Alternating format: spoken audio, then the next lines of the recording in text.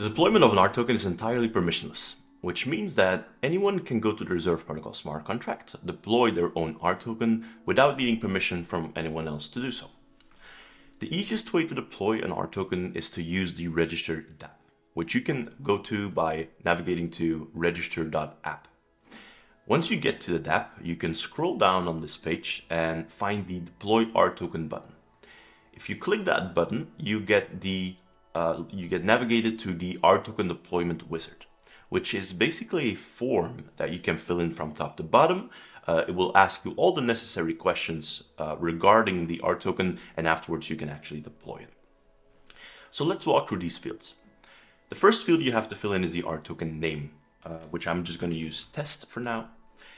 And then we have to fill in the ticker. I'm also going to use test. And you'll notice that after I fill in the ticker, the staking token also automatically receives its ticker.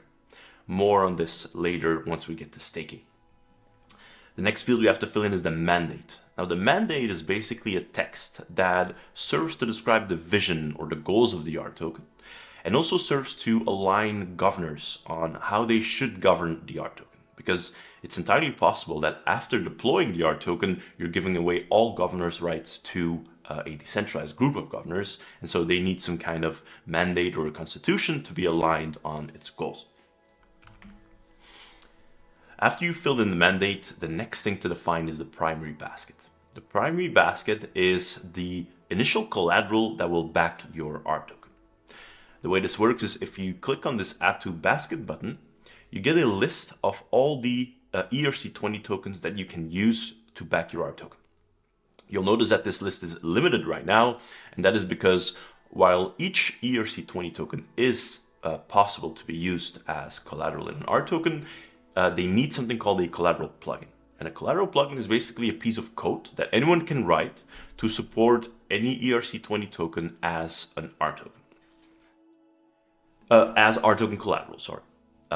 So basically each ERC20 token needs some kind of plugin in order to be used as collateral. If you want to write your own collateral plugin or interested in knowing how that works, you can watch the video in the description, which is a full tutorial on how to do that.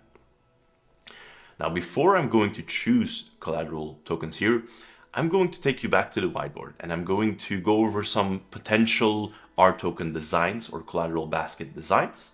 And once we're done with that, I am going to select collateral from this list. Since an RToken can be backed by any set of ERC20 tokens, there's actually a lot of possibilities for how an RToken can look. And I wanted to share 3 potential designs that will help you think through them.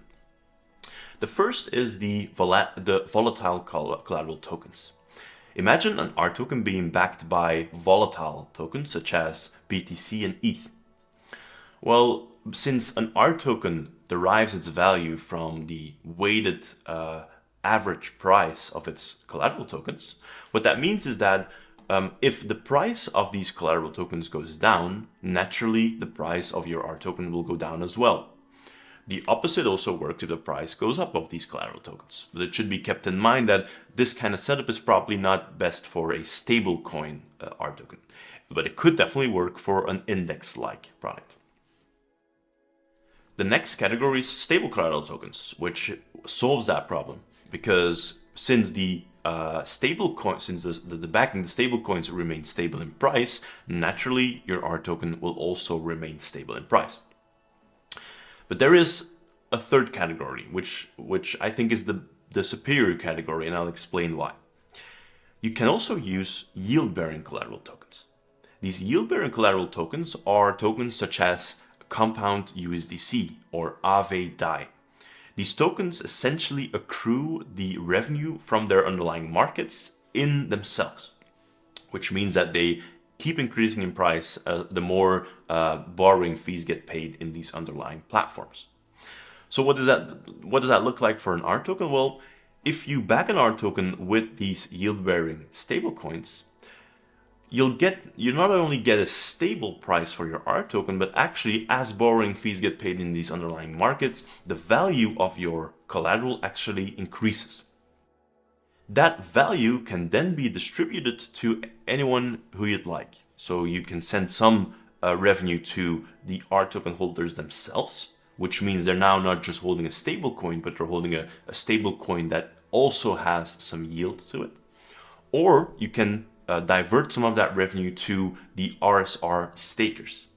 And again, the RSR stakers, they stake their tokens to provide first loss capital for your RToken, which means that if something would happen, which is called a black swan event, something like the compound platform being hacked or Aave, a bug being exploited on Aave, well, then you have this first loss capital pool, which protects the RToken holders. Now that we've gone through some potential designs for RTokens, I'm actually going to select my collateral tokens.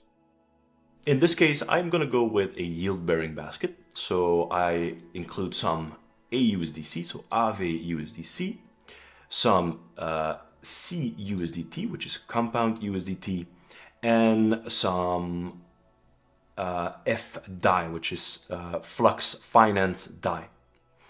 I add those to my basket, and right after adding those, you can immediately see that a register calculates an estimated basket APY. This is the APY based on these collateral assets. We take a 30-day trailing average and we show you what the potential revenue will be generated on top of the basket. Later on, we're going to see how that revenue can then be redirected to anyone who you'd like.